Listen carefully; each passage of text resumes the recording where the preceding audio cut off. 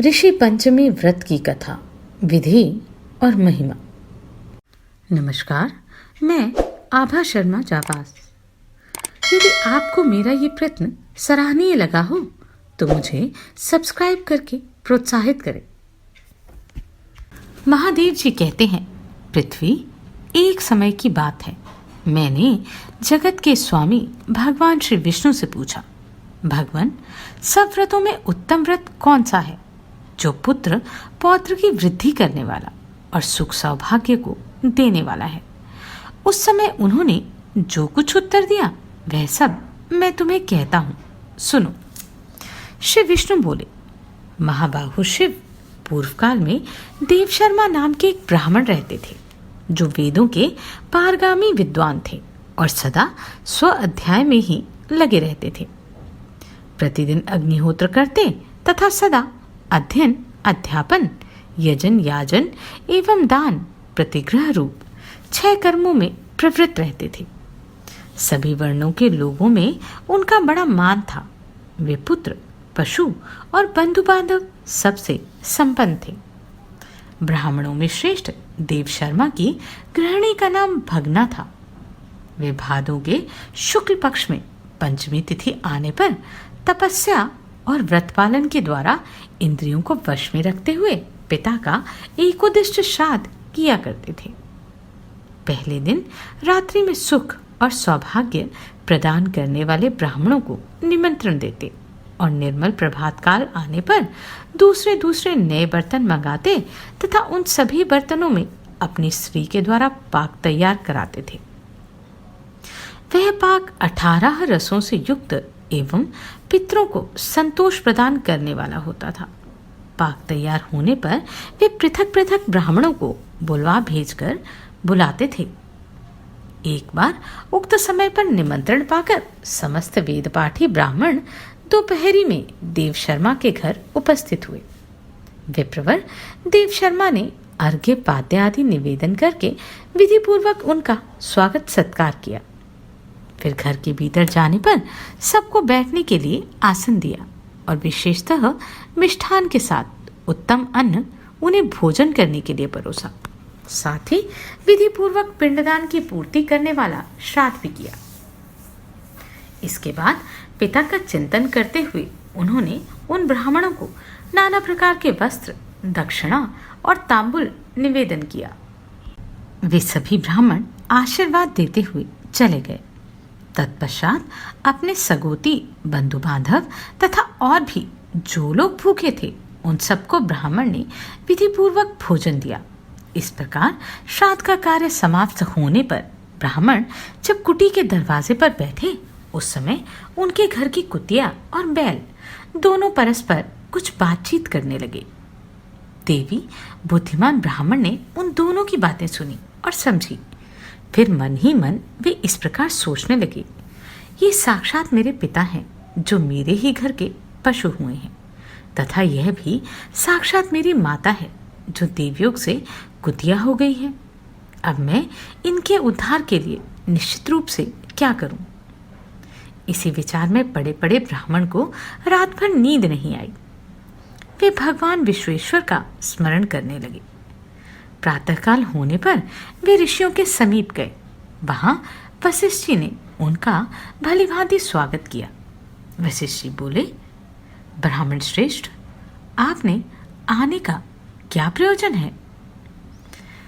ब्राह्मण बोले, मुनिवर, आज मेरा जन्म सफल हुआ तथा आज ही मेरी संपूर्ण क्रियाएं सफल हो गई, क्योंकि इस समय मुझे आपका दुर्लभ दर्शन प्राप्त हुआ है। अब मेरा समाचार सुनिए। आज मैंने शास्त्रोक्त विधि से श्राद्ध किया, ब्राह्मण को भोजन कराया तथा समस्त कुटुंब के लोगों को भी भोजन कराया।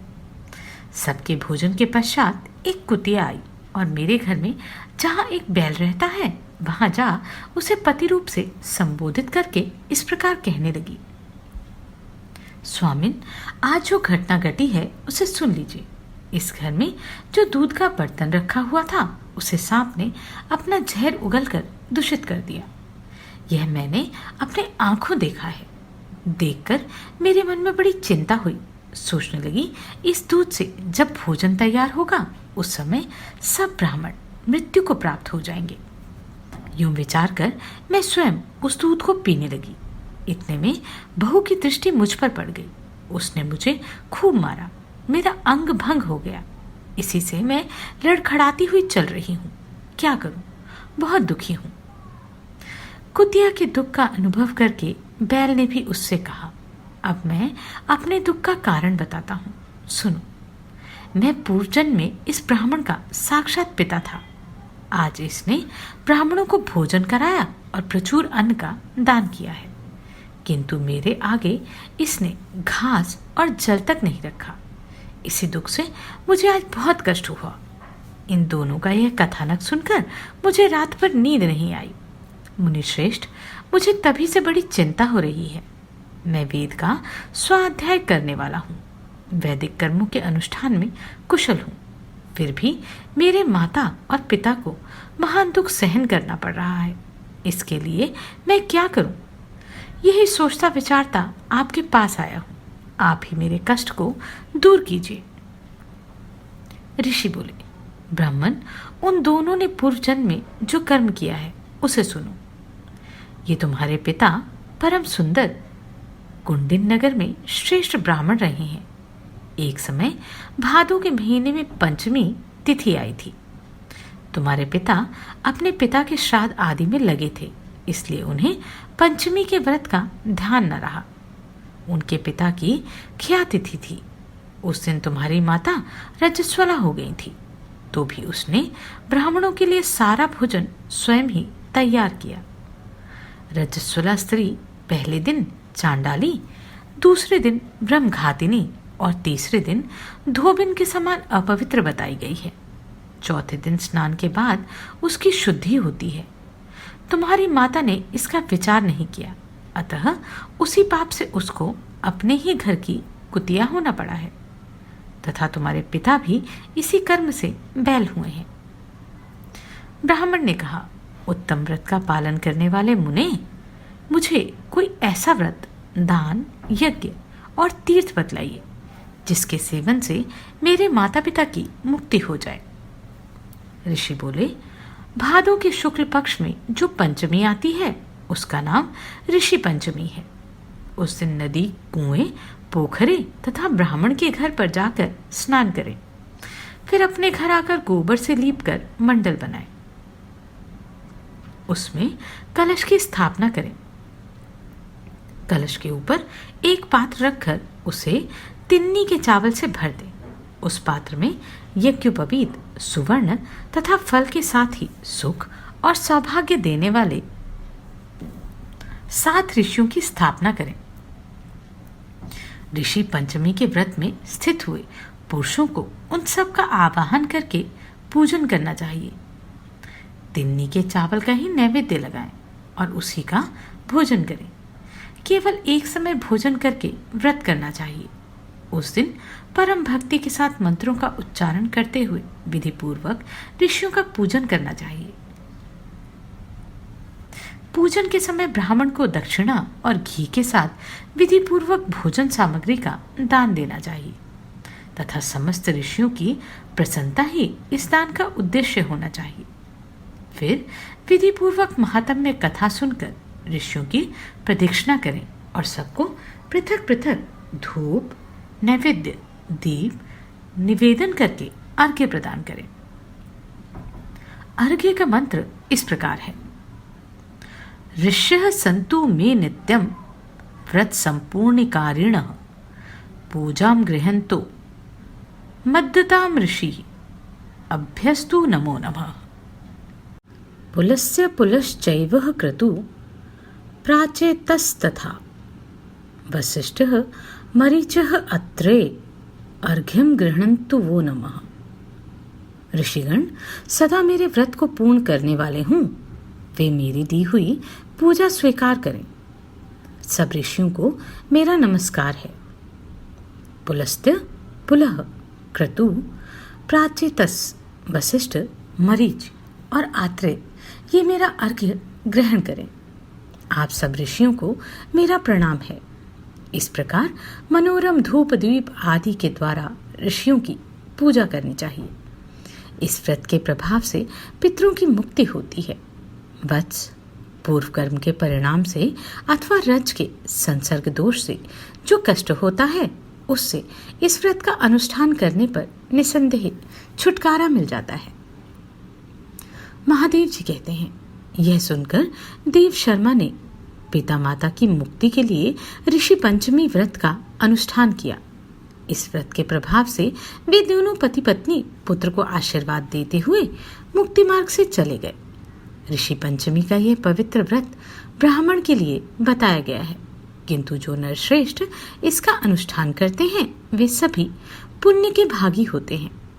जो श्रेष्ठ पुरुष इस परम उत्तम ऋषि व्रत का पालन करते हैं वे इस लोक में प्रचुर भोगों का उपभोग करके अंत में भगवान विष्णु के सनातन लोक को प्राप्त होते हैं। पार्वती बोली, भगवान, सभी प्राणी विष और रोग आदि के उपद्रव से ग्रस्त तथा दुष्ट ग्रहों से हर समय पीड़ित रहते हैं। सुश्रेष्ठ, जिस उपाय का अवलंबन करने से मनुष्यों को अभिचार अर्थात मारण, उच्चाटन आदि तथा कृत्य आदि से उत्पन्न होने वाले नाना प्रकार के भयंकर रोगों का शिकार न होना पड़े, उसका मुझसे वर्णन कीजिए। महादेव जी बोले, पार्वती, जिन लोगों ने व्रत, उपवास और नियमों के पालन द्वारा भगवान विष्णु को संतुष्ट कर लिया है, वे कभी रोग से पीड़ित नहीं होते। जिन्होंने कभी व्रत, पुण्य, दान, तप, तीर्थ सेवन, देव पूजन तथा अधिक मात्रा में अन्नदान नहीं किया, उन्हीं लोगों को सदा रोग और दोष से पीड़ित समझना चाहिए। मनुष्य अपने मन से अरोग तथा उत्तम समृद्धि आदि जिस जिस वस्तु की इच्छा करता है वह सब भगवान विष्णु की सेवा से निश्चय ही प्राप्त कर लेता है। श्री मधुसूदन के संतुष्ट हो जाने पर ना कभी मानसिक चिंता सताती है, ना रोग होता है, ना विष तथा ग्रहों के कष्ट में बंधना पड़ता है और ना कृत्या के ही स्पर्श का भय रहता है। श्री जनार्दन के प्रसन्न होने पर समस्त दोषों का नाश हो जाता है। सभी ग्रह सदा के लिए शुभ हो जाते हैं तथा वह मनुष्य देवताओं के लिए भी दुर्धर्ष बन जाता है। जो संपूर्ण प्राणियों के प्रति समान भाव रखता है और अपने प्रति जैसा बर्ताव चाहता है वैसा ही दूसरों के प्रति भी करता है, उसने मानो उपवास आदि करके भगवान मधुसूदन को संतुष्ट कर लिया। ऐसे लोगों के पास शत्रु नहीं आते, उन्हें रोग या अभिचारक कष्ट नहीं होता तथा उनके द्वारा कभी पाप का कार्य भी नहीं बनता। जिसने भगवान विष्णु की उपासना की है उसे भगवान के चक्र आदि अमोघ अस्त्र सदा सब आपत्तियों से बचाते रहते हैं। पार्वती बोली, भगवान, जो लोग भगवान गोविंद की आराधना न करने के कारण दुख भोग रहे हैं, उन दुखी मनुष्यों के प्रति सब प्राणियों में सनातन वासुदेव को स्थित देखने वाले समदर्शी एवं दयालु पुरुषों का जो कर्तव्य हो वह मुझे विशेष रूप से बताइए। महादेव जी बोले, देवेश्वरी, बतलाता हूँ, एकाग्रचित होकर सुनो। यह उपाय रोग, दोष एवं अशुभ को हरने वाला तथा शत्रुजनक आपत्ति का नाश करने वाला है।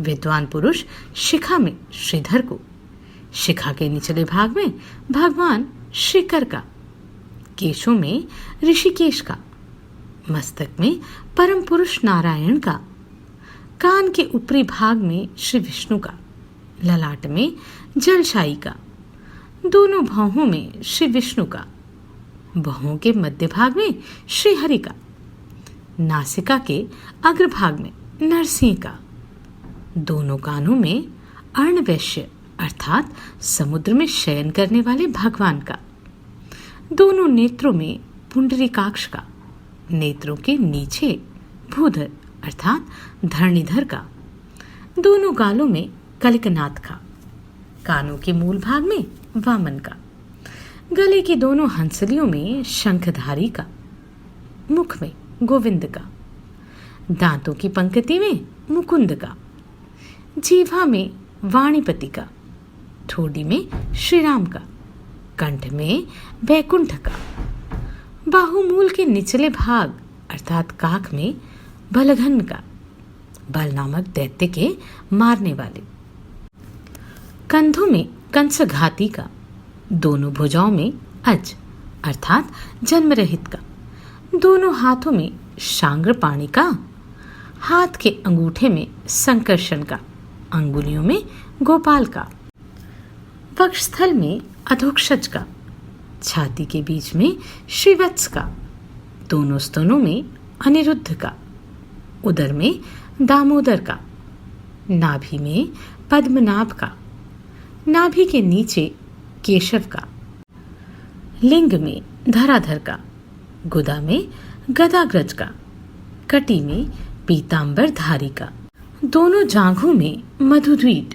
अर्थात मधुसूदन का, पिंडलियों में मुरारी का, दोनों घुटनों में जनार्दन का, दोनों घुट्टियों में फणीश का, दोनों पैरों की गति में त्रिविक्रम का, पैर के अंगूठे में श्रीपति का, पैर के तलवों में धरणीधर का, समस्त रोमकूपों में विश्वक्सेन का, शरीर के मांस में मत्स्य अवतार का, मेदे में कुर्म अवतार का, वसा में वराह का, संपूर्ण हड्डियों में अच्युत का, मज्जा में द्विजप्रिय अर्थात ब्राह्मणों के प्रेमी का, शुक्र अर्थात वीर्य में श्वेतपति का, सर्वांग में यज्ञ पुरुष का तथा आत्मा में परमात्मा का न्यास करे। इस प्रकार न्यास करके मनुष्य साक्षात नारायण हो जाता है। वह जब तक मुंह से कुछ बोलता नहीं तब तक विष्णु रूप से ही स्थित रहता है।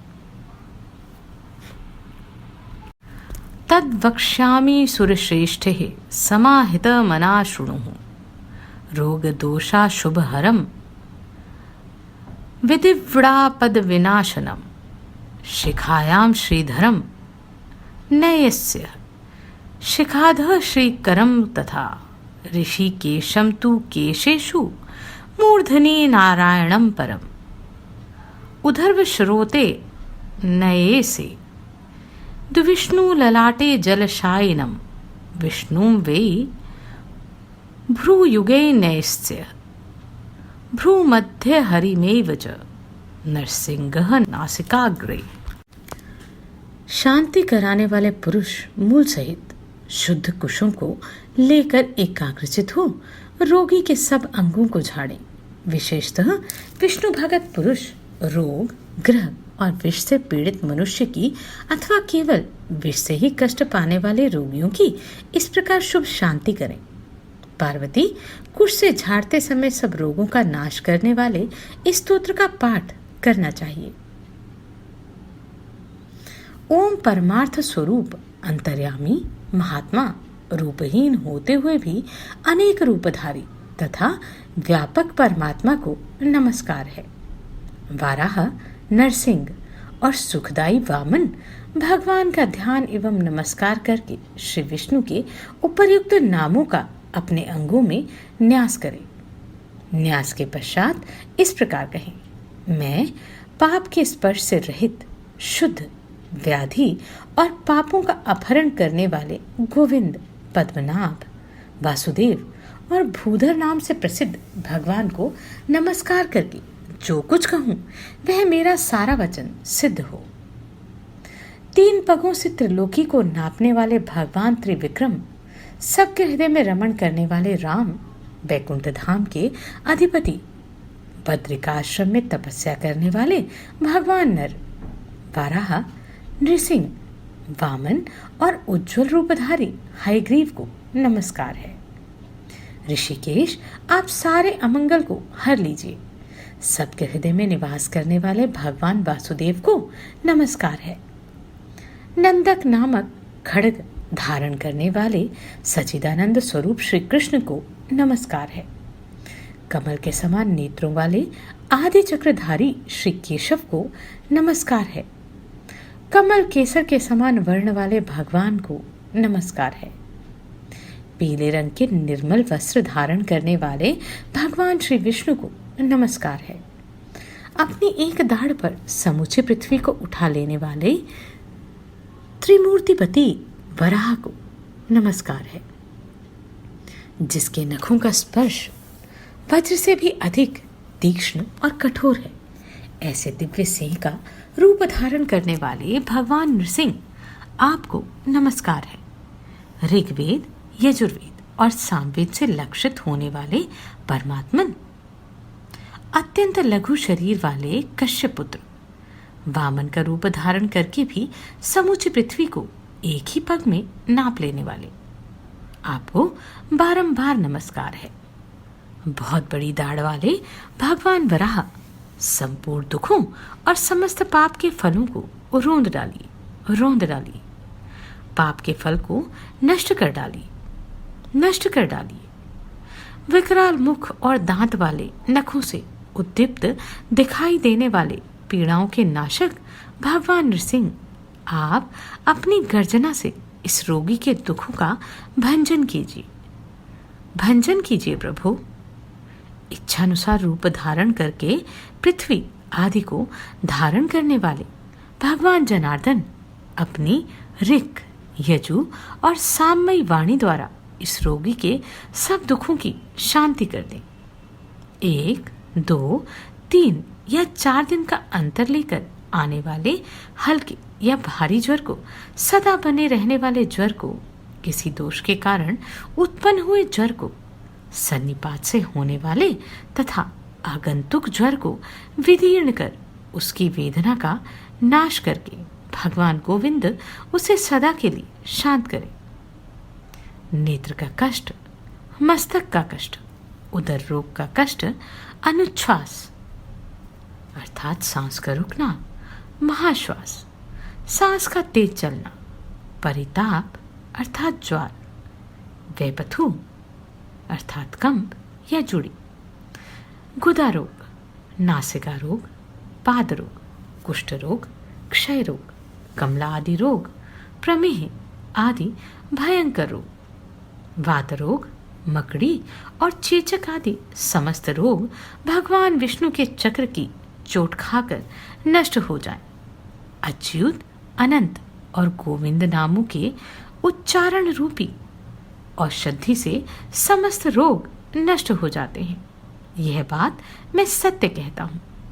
स्थावर, जगम अथवा कृत्रिम विष हो या दांत, नख, आकाश तथा भूत आदि से प्रकट होने वाला अत्यंत दुस्सह विष हो, वह सारा का सारा श्री जनार्दन का नाम कीर्तन करने पर इस रोगी के शरीर में शांत हो जाए।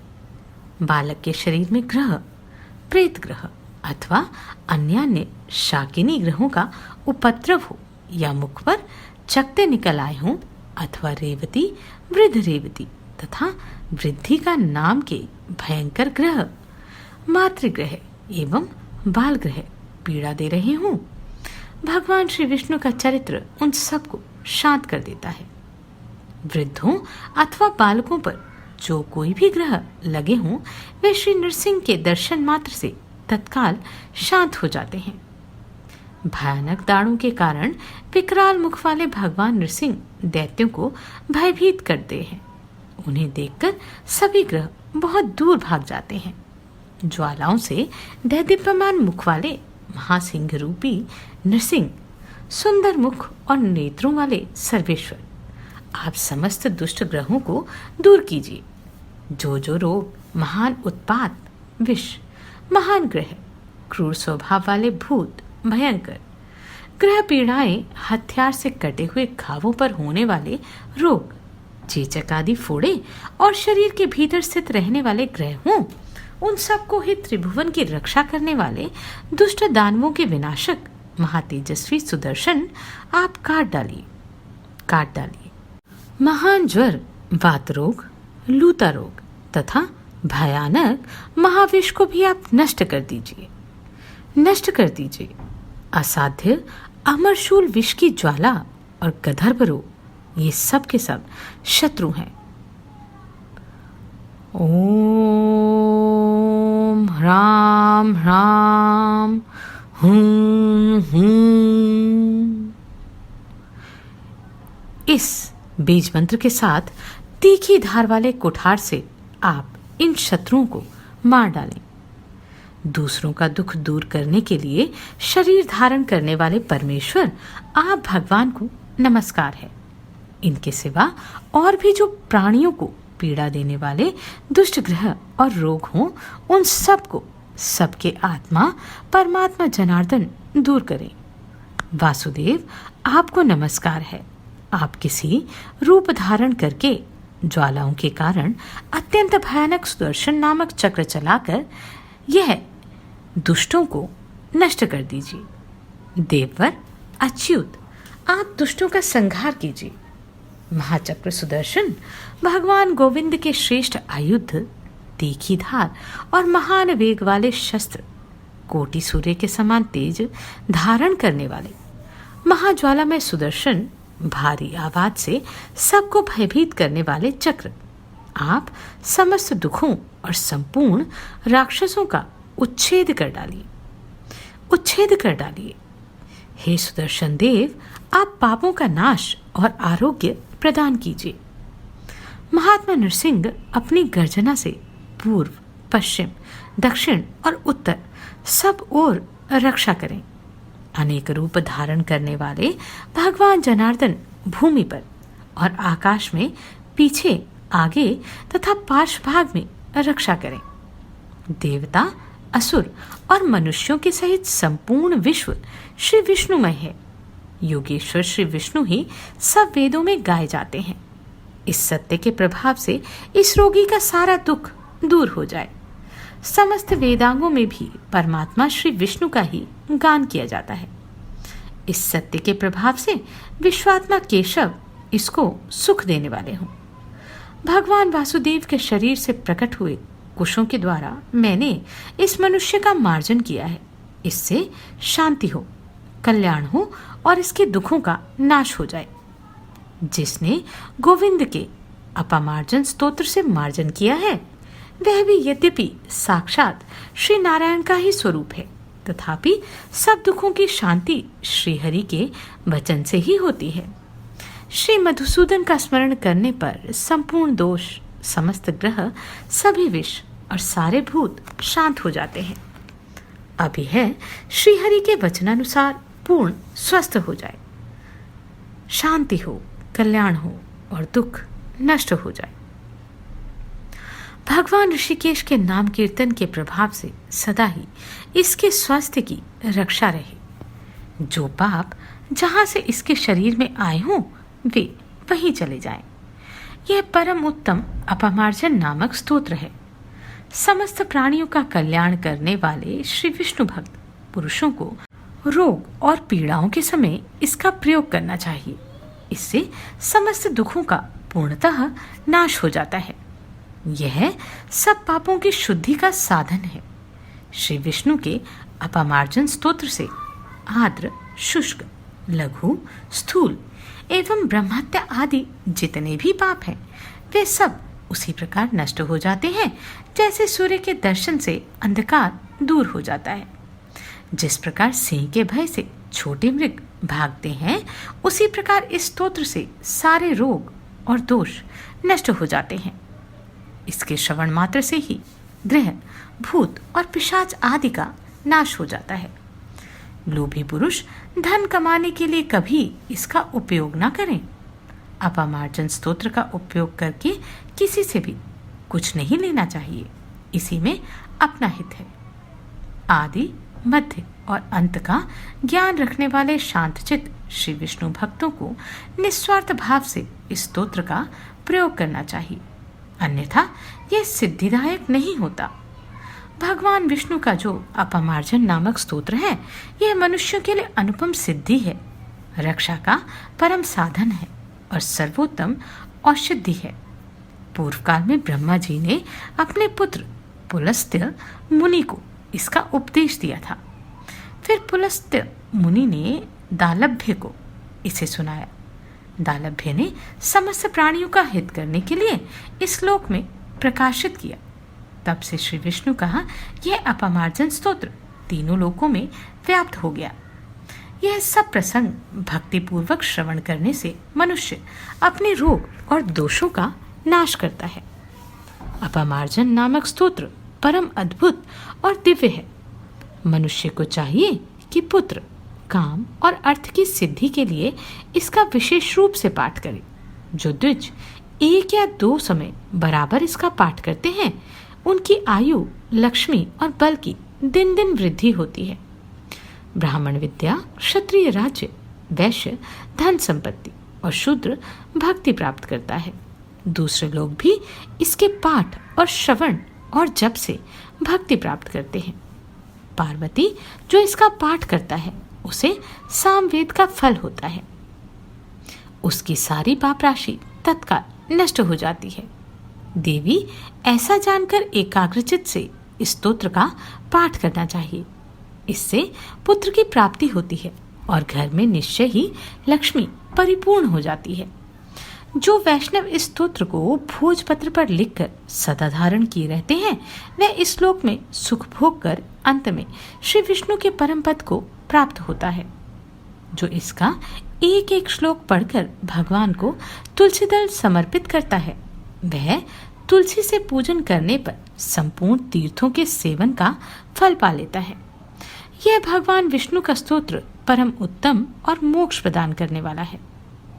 संपूर्ण पृथ्वी का दान करने से मनुष्य श्री विष्णु लोक में जाता है, किंतु जो ऐसा करने में असमर्थ हो, वह श्री विष्णु लोक की प्राप्ति के लिए विशेष रूप से इस स्तोत्र का जप करे। यह रोग और ग्रहों से पीड़ित बालकों के दुख की शांति करने वाला है। इसके पाठ मात्र से भूत, ग्रह और विष नष्ट हो जाते हैं। जो ब्राह्मण कंठ में तुलसी की माला पहनकर इस स्तोत्र का पाठ करता है, उसे वैष्णव जानना चाहिए। यह निश्चय ही श्री विष्णु धाम में जाता है। इस श्लोक का परित्याग करने पर उसे श्री विष्णु धाम की प्राप्ति होती है। जो मोहमाया से दूर हो, दंभ और तृष्णा का त्याग करके इस दिव्य स्तोत्र का पाठ करता है, वह परम मोक्ष को प्राप्त होता है। इस भूमंडल में जो ब्राह्मण भगवान विष्णु के भक्त हैं, वे धन्य माने गए हैं।